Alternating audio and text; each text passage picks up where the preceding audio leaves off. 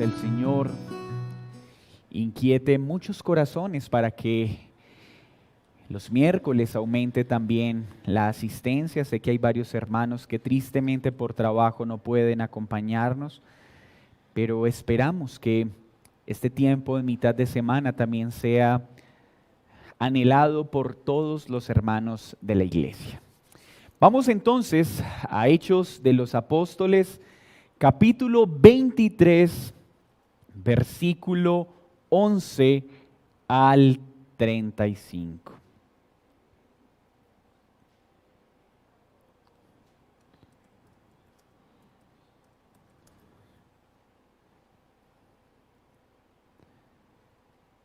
Y aquellos que les gusta tomar nota, el título es El propósito de Dios es indestructible. Hechos 23, versículo 12 al 35. ¿Lo tienen todos?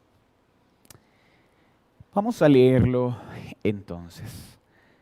Venido el día, algunos de los judíos tramaron un complot y se juramentaron bajo maldición, diciendo que no comerían ni beberían hasta que hubiesen dado muerte a Pablo. Eran más de 40 los que habían hecho esta conjuración, los cuales fueron a los principales sacerdotes y a los ancianos y dijeron: nosotros nos hemos juramentado bajo maldición a no gustar nada hasta que hayamos dado muerte a Pablo.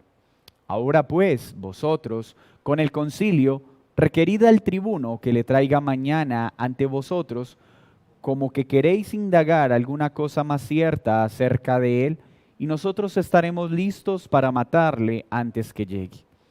Mas el hijo de la hermana de Pablo, oyendo hablar de la celada, fue y entró en la fortaleza y dio aviso a Pablo. Pablo, llamando a uno de los centuriones, dijo: lleva a este joven ante el tribuno, porque tiene cierto aviso que darle. Él entonces, tomándole, le llevó al tribuno y dijo: el preso Pablo me llamó y me rogó que trajese ante ti a este joven que tiene algo que hablarte. El tribuno, tomándole de la mano y retirándose aparte, le preguntó: ¿qué es lo que tienes que decirme? Él le dijo: los judíos han convenido en rogarte que mañana lleves a Pablo ante el concilio, como que van a inquirir alguna cosa más cierta acerca de él. Pero tú no les creas, porque más de 40 hombres de ellos le acechan, los cuales se han juramentado bajo maldición a no comer ni beber hasta que le hayan dado muerte. Y ahora están listos esperando tu promesa. Entonces el tribuno despidió al joven, mandándole que a nadie dijese que le había dado aviso de esto. Y llamando a 2 centuriones, mandó que preparasen para la hora tercera de la noche 200 soldados, 70 jinetes y 200 lanceros para que fuesen hasta Cesarea, y que preparasen cabalgadura en que, poniendo a Pablo, le llevasen a salvo a Félix el gobernador. Y escribió una carta en estos términos: Claudio Lisias, al excelentísimo gobernador Félix, salud. A este hombre, aprendido por los judíos y que iban ellos a matar, lo libré yo acudiendo con la tropa, habiendo sabido que era ciudadano romano. Y queriendo saber la causa por la que le acusaban, le llevé al concilio de ellos. Y hallé que acusaban por cuestiones de la ley de ellos, pero que ningún delito tenían digno de muerte o de prisión. Pero al ser avisado de acechanzas que los judíos habían tendido contra este hombre, al punto le he enviado a ti, intimando también a los acusadores que traten delante de ti lo que tengan contra él. Pásalo bien. Y los soldados, tomando a Pablo como se les ordenó, le llevaron de noche a Antípatris, y al día siguiente, dejando a los jinetes que fuesen con él, volvieron a la fortaleza. Cuando aquellos llegaron a Cesarea y dieron la carta al gobernador, presentaron también a Pablo delante de él.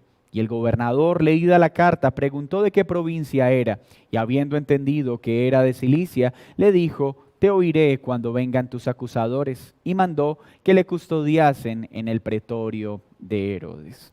Señor, gracias por esta bella porción de tu palabra.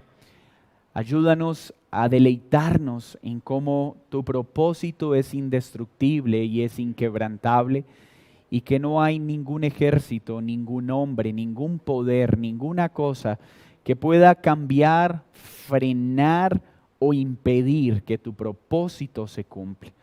Ayúdanos a tener una comprensión plena de cómo tu providencia opera en todo, aún en aquellas cosas que no logramos entender. En Cristo Jesús, nombre sobre todo nombre. Amén y amén. La estructura de esta sección es sencilla. Del versículo 12 al 22 vemos otro recio ataque contra el Evangelio. Del versículo 23 al 35 vemos la providencia de Dios una vez más en acción en favor de los suyos. La vida cristiana tiene momentos bastante difíciles y más aún cuando hemos sido llamados a servir a Dios en la extensión de su reino mediante la predicación del Evangelio. Todos los creyentes, sin excepción, hemos experimentado momentos en los que la prueba y la persecución aparecen con fuerza. De repente, cuando todo parece estar perdido, Dios extiende su mano para rescatarnos. En ese momento aparece un respiro. Aparece la alegría de ver la mano de Dios obrando en nuestro favor. Y en ese momento muchos pensamos, todo ha terminado. Es imposible que esta situación empeore. Pero para sorpresa de muchos de nosotros, cuando pareciese que la situación no puede empeorar más, muchas veces empeora más de lo que quisiéramos. Esta situación es similar a lo que Pablo está enfrentando. Recuerden el contexto. Viaja a Jerusalén guiado por el Espíritu Santo. Le fue anunciado sufrimiento, pero aunque teóricamente sabemos que vamos a sufrir, es algo que no nos debe tomar por sorpresa. No por ello cuando llega el sufrimiento no duele. Saber que la vida cristiana a veces es difícil no nos exime de que cuando venga la dificultad no duela. Saber que vamos a tener que lidiar con nuestro remanente de pecado toda nuestra vida hasta que Cristo venga, en teoría es fácil de comprender. Pero no quiere decir que no venga desánimo cuando nuestra carne pareciera levantarse con una fuerza que a veces sentimos que no podemos vencer. Sabemos por la Escritura qué espera al creyente y en especial a aquel que sirve. Pero aun cuando estamos en medio de estas situaciones, enfrentamos sentimientos y tensiones que muchas veces no nos imaginamos vamos a padecer. Pablo entonces ha viajado a Jerusalén. Su deseo, llevar la ofrenda que recogió, predicar una vez más a los judíos y disponerse para viajar a Cesarea y llevar el mensaje a Roma. Pablo ha llegado a Jerusalén. Desde que llegó, el trato ha sido hostil. Y no cualquier tipo de hostilidad, una hostilidad tan fuerte que ha dejado claro que lo único que quieren es matarle. Intenta hablar a su pueblo, intenta dirigirse al templo, pero inmediatamente el mismo pueblo, sus hermanos de sangre, aquellos que con intenso amor viene a hablarles de Cristo, lo toman, lo golpean y no lo matan, no porque no querían, sino porque Dios metió su mano a través de los romanos para protegerlo. Qué frustrante debe ser herido y lastimado por aquellos a quienes queremos ayudar. Y estas son las heridas más dolorosas, pues ser lastimado por alguien que eventual o naturalmente es nuestro enemigo es comprensible, pero ser herido por aquellos que le extendemos nuestra mano duele y duele bastante. Ser herido por aquellos que un día profesaron amarnos y hoy nos tratan como sus peores enemigos es algo que duele más de lo que podemos imaginar. Las heridas que más duelen son de las personas cercanas, de las personas que amamos. Pablo está lidiando con este dolor. Ha dejado la comodidad, su posible jubilación en la etapa final de su vida a un lado por seguir sirviendo por amor a Cristo, pero por amor también al pueblo. ¿Y qué recibe? Golpes, desprecio, humillación. Pero, ¿qué hace Pablo? Reacciona con sabiduría. En medio del dolor, aprovecha la oportunidad para predicar de Cristo a través de su testimonio. Convaleciente y debilitado, al otro día es llevado al Sanedrín. ¿Qué podría empeorar después de esta paliza? Pues ahora está en medio de los 70 hombres más sabios de Israel. Aquellos hombres que han sido puestos para enseñar fielmente la palabra de Dios y para guiar al pueblo. Pero en lugar de encontrarse con la sabiduría del liderazgo de aquellos que deben servir a Dios fielmente, ¿con qué se encontró Pablo? Una nueva herida. No solo el pueblo lo ha herido, ahora los gobernantes han atacado, lo han golpeado, han ordenado que lo lastimen. Pablo había respondido con paciencia y humildad, pero ¿recuerdan qué pasó? Esta vez no respondió con la misma humildad. Esta vez respondió de manera impulsiva y profirió palabras inadecuadas contra el sumo sacerdote. Sí, hay momentos en que como creyentes tristemente descuidamos nuestra postura. No respondemos con la paciencia que deberíamos responder. Porque a veces la prueba expone lo que realmente hay en nuestro interior. Pero Pablo, al ser consciente de su pecado, rápidamente reconoce su error. Con humildad acepta que ha pecado. Pues aunque en los momentos difíciles podemos llegar a pecar, nuestro sufrimiento jamás debe justificar que pequemos. ¿Escuchó esto? Es común que en los momentos de alta tensión bajemos la guardia y pequemos. Pero no quiere decir que podemos justificarnos en las situaciones para pecar. Tendremos que reconocer con humildad que pecamos. Pero ¿será que esto puede empeorar? Lastimado por su pueblo, despreciado por el Sanedrín. Los hombres que deberían servir a Dios en lugar de ayudarle, lo están tratando peor. ¿Cómo duele cuando aquellos que dicen servir a Dios, en lugar de echar sobre nuestras heridas el aceite de la palabra de Dios, terminan lastimándonos por causa de su religiosidad? ¿Cuánto daño hace aquellos hombres que están puestos en el liderazgo, que en lugar de echar aceite a la oveja herida, terminan acribillándola y lastimándola con su ceguera y con su propio pecado? ¿Cuánto daño hace a la iglesia que los hombres que estén en autoridad sean ciegos religiosos que en lugar de vendar la oveja herida, terminan de lastimarla? ¿Podrá empeorar este panorama? Pues la historia que acabamos de leer, ¿qué nos cuenta? Que sí. Pablo, ya lo vimos, entró en desánimo. Tanto así que el Señor mismo lo visita en la noche de su agonía y su tristeza para animarle y consolarle y decirle: Pablo, tranquilo, así como te guardé una y otra vez, lo haré y llegarás a Roma sin problema. Hermanos, las promesas de Dios son claras, pero para nuestro corazón no es sencillo a veces aceptarlas. A veces quitamos la mirada de lo que Dios ha prometido y viene la duda, viene la angustia. No porque Dios cambie de parecer, es porque nos cuesta creer lo que Dios ha prometido. Así que la situación empeora. Del versículo 12 al versículo 15, vemos que se juntaron 40 hombres aparentemente con un celo religioso. Los historiadores dicen que estos muy seguramente eran celotes, ¿lo recuerdan? Sicarios a sueldo.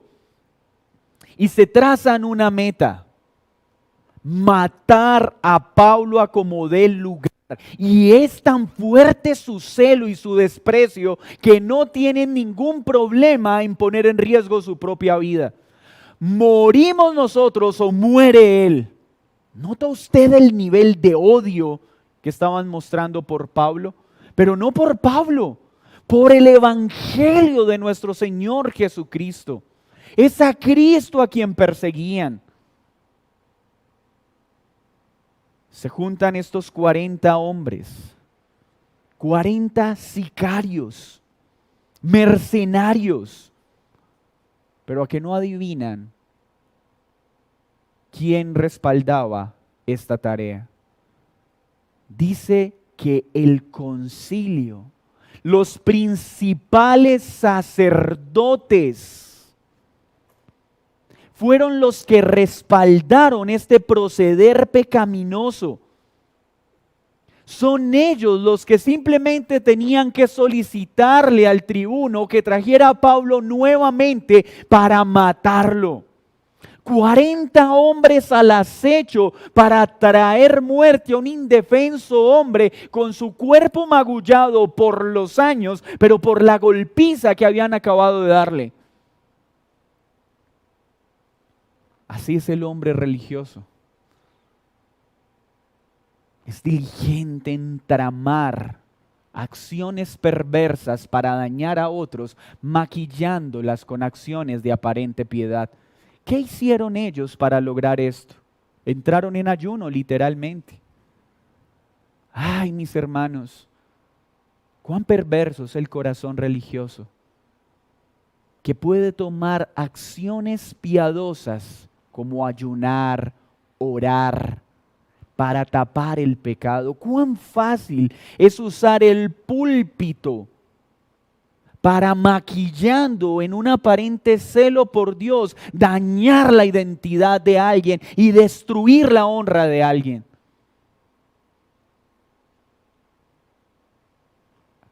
Estos líderes entonces se unen para esta perversidad.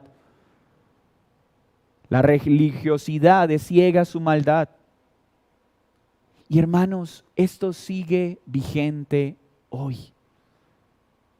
Los grandes desaciertos de la iglesia en la historia fueron hombres que gozaron de grandes posiciones de autoridad, tanto en lo eclesial como en lo político, que oraban en lo público, ayunaban en lo público, pero ordenaron la muerte ilegítima, supuestamente en nombre de Dios.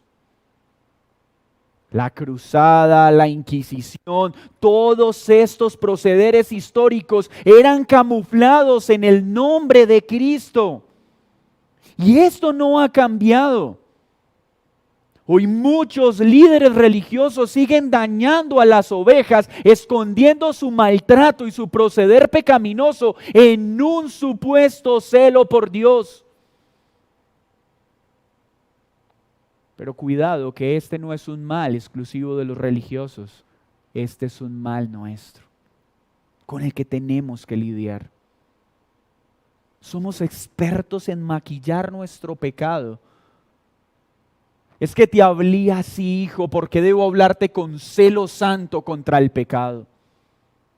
Mi hermano, es que te falté al respeto y te hablé en ese tono porque el Señor también mostró celo en el templo y de esa misma forma debo ser celoso por el Señor. Qué astutos somos para maquillar el pecado, y eso pasó en esta situación. Así que con el respaldo de los mismos líderes, 40 hombres entran en un ayuno malvado y perverso para buscar la muerte de un inocente. ¿No es lo mismo que hoy hacen los asesinos a sueldo? ¿Cuántos sicarios pagan o hacen rituales religiosos esperando que Dios bendiga su actividad? ¿Cuántos narcotraficantes no han construido barrios enteros, iglesias enteras para que Dios bendiga sus delitos? Pero no es el Dios de la Biblia, pues el Dios de la Biblia jamás respaldará estos procederes pecaminosos. Pero ¿cuántas veces podemos utilizar medios legítimos para tratar de torcer el brazo de Dios? ¿Cuántos ayunos a veces se hacen de manera pecaminosa, no para buscar el rostro de Dios, sino para tratar de torcer la voluntad de Dios y que haga nuestra voluntad?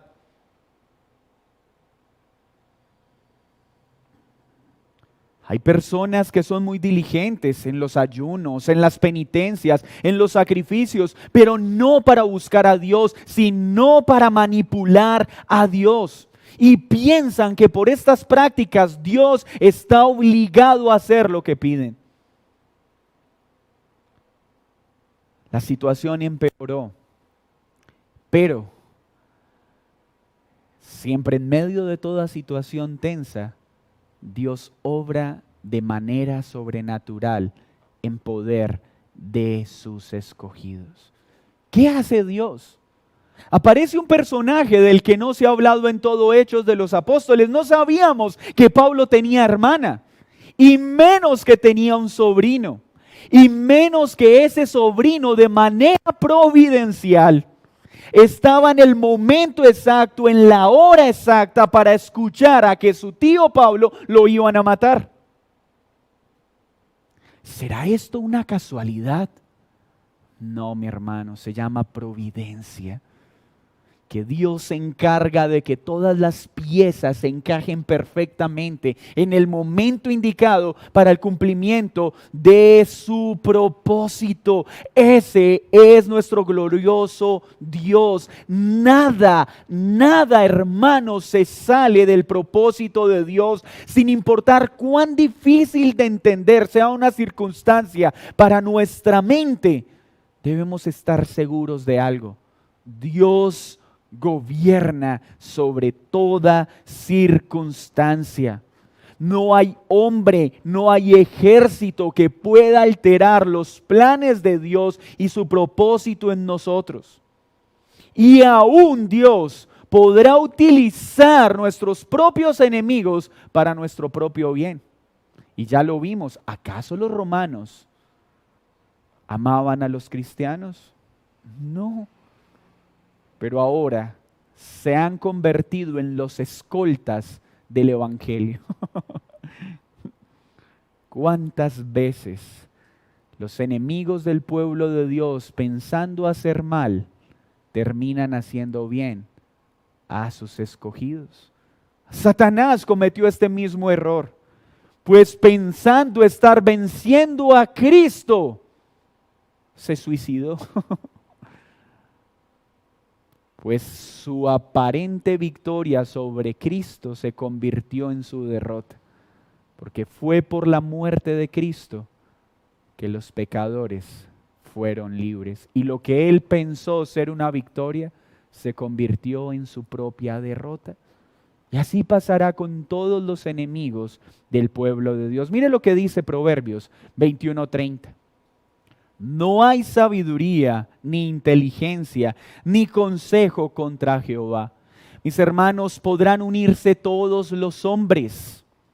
Podrá haber un interés de establecer el nuevo orden mundial y todos los gobernantes unirse para un fin macabro y perverso, pero al final no podrán hacer nada que Dios no haya decretado para su propósito eterno. Podrán establecerse todas las conspiraciones posibles, pero pasará lo mismo que sucedió con la Torre de Babel. ¿Recuerdan lo que dice Génesis? Y todos los hombres se unieron para llegar al cielo. Y ellos estaban haciendo una torre gigantesca, pero nota que dice el texto. El texto dice algo especial. El texto dice que tuvo Dios que inclinarse para ver lo que estaban haciendo.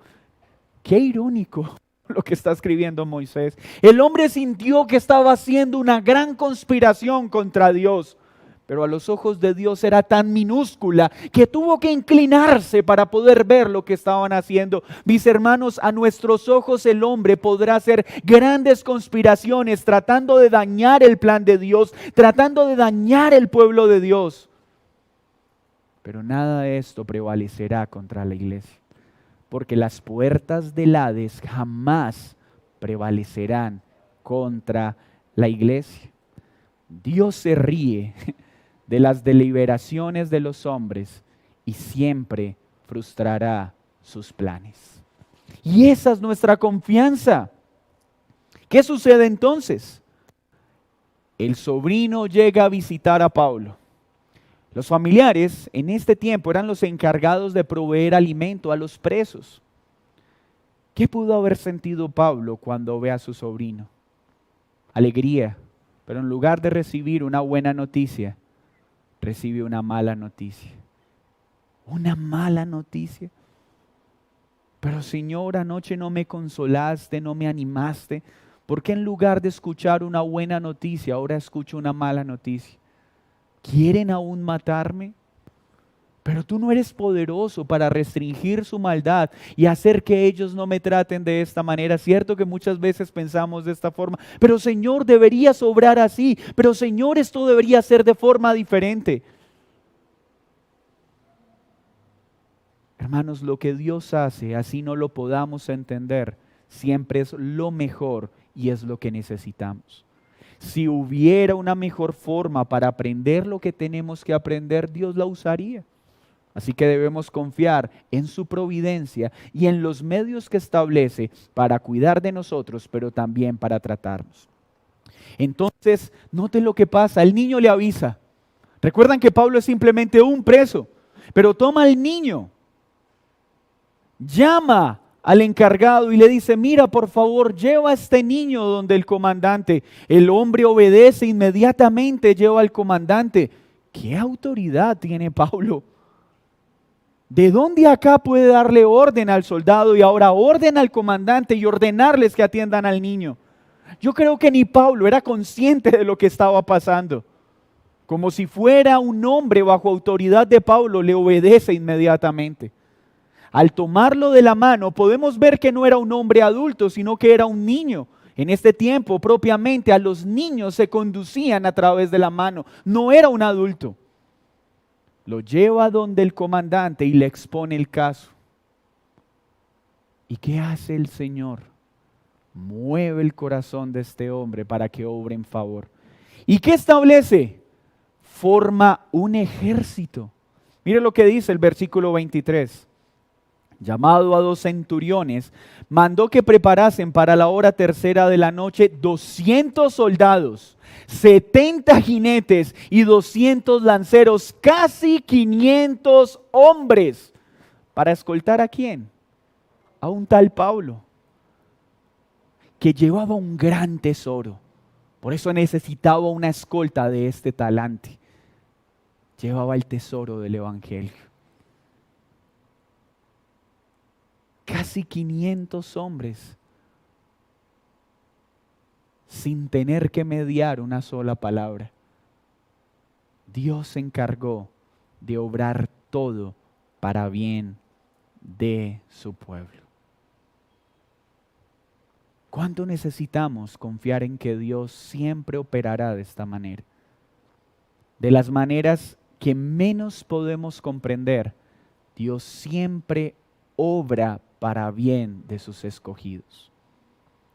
Por eso, mis hermanos, que ninguna circunstancia difícil, ninguna prueba nos haga dudar de que Dios gobierna sobre todo eficaz y perfectamente.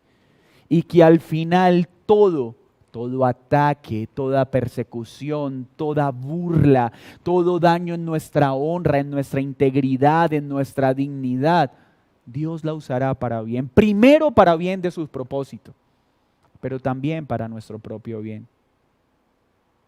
¿Cuántas veces los ataques de hombres religiosos contra hombres piadosos se han convertido en un escenario para que muchos que conocen a ese hombre piadoso terminen buscando al Dios de ese hombre piadoso del cual querían hablar mal?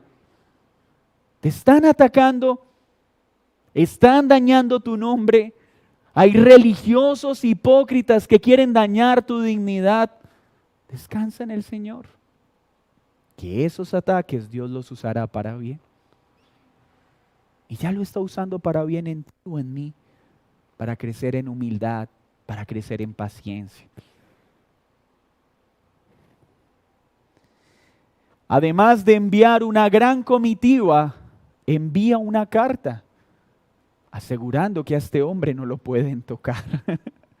Pero no solo lo mandan con un ejército, lo mandan en caballo como si fuera un alto dignatario. ¿Acaso no podían llevarlo caminando como un soldado más? Si era un preso.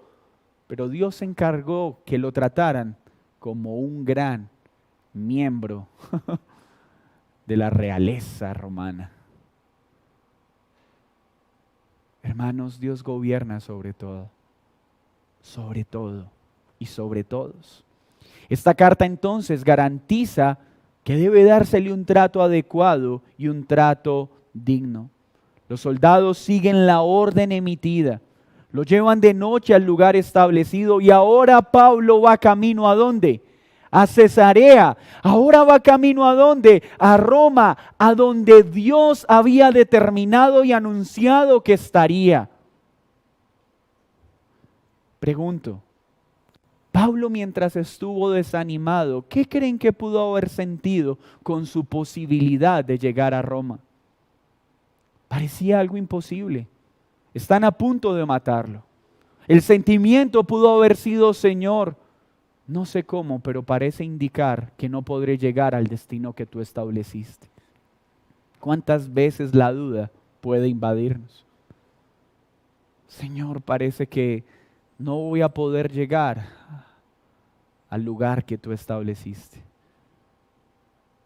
Pero aunque nosotros dudemos muchas veces, Dios no deja de actuar eficazmente, pues nuestros miedos no cambian sus planes. Nuestras debilidades no aminoran su fortaleza.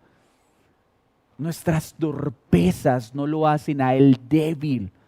Él sigue siendo el mismo ayer, hoy y por los siglos de los siglos. Y lo que ha establecido hacer con nosotros lo hará a pesar de nosotros. Qué esperanzador es eso para hombres torpes como nosotros. Que a pesar de nuestra debilidad, Él sigue siendo fuerte, omnipotente, todopoderoso. Llega entonces a Cesarea, llega donde el gobernador lo recibe y lo ponen en custodia. Sigue bajo protección. ¿Qué vemos en este texto? ¿Qué podemos aprender de este relato de la situación de Pablo? Mis hermanos, los más recios enemigos del verdadero evangelio generalmente no son los ateos, son hombres que dicen servir a Dios.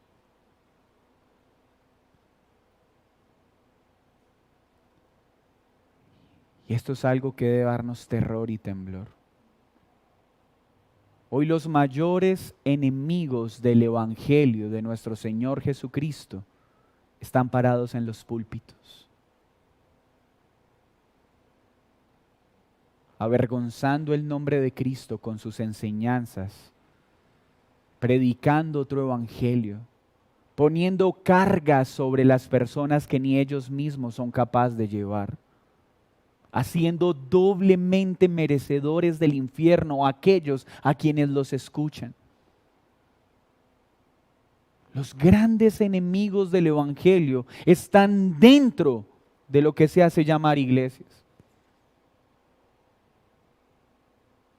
Están en ellos que dicen ser siervos celosos de Dios, cuando en realidad no lo son. Y aunque estos ataques son dolorosos, son inevitables. Hermanos, la apostasía no va a disminuir, va en aumento. Entendamos esto, estamos en un tiempo en que los falsos maestros no disminuirán, se incrementarán. En que hombres con aparente celo por Dios, con un trato duro con el cuerpo, con disciplinas muy loables a los ojos de los hombres, que parecen impecables e intachables a la vista del ojo humano, son perversos pecadores a los ojos de Dios que solo buscan satisfacer sus deseos particulares en la tarea que ejercen. Pero a pesar de esto, tenemos una gran certeza. Lo que Dios ha planeado, nada ni nadie puede obstruirlo. Cada uno de los escogidos será llamado eficazmente, será redimido eficazmente y será glorificado eficazmente. Ni uno solo de los suyos se perderá, sin importar cuántos movimientos perversos se levanten.